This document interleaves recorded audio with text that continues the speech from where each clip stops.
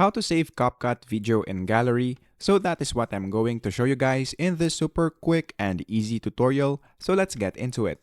So the first thing that we need to do right here is to, of course, open our CapCut.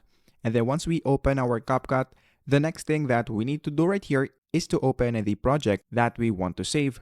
So let's say, for example, that this is the project that you want to save.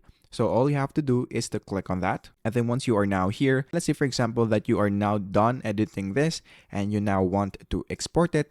Then what we're going to do right here, if you want to adjust the resolution or the size of the video, is to go here on the upper part of the screen, and then you will see this 1080p. So once you click that, you will now be able to edit the resolution of your video. So you see the resolution, the frame rate, the optical flow, and then of course the bitrate. So if you want to edit that, all you have to do is to do that. And then let's say, for example, that you are now done with this and you now want to export it. So what we're going to do next is to click on the export button on the upper right corner of the screen. And then after that, let's wait for it to finish.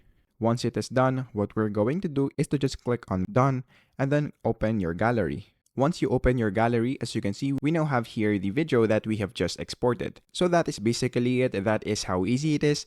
That is how to save CapCut video in gallery.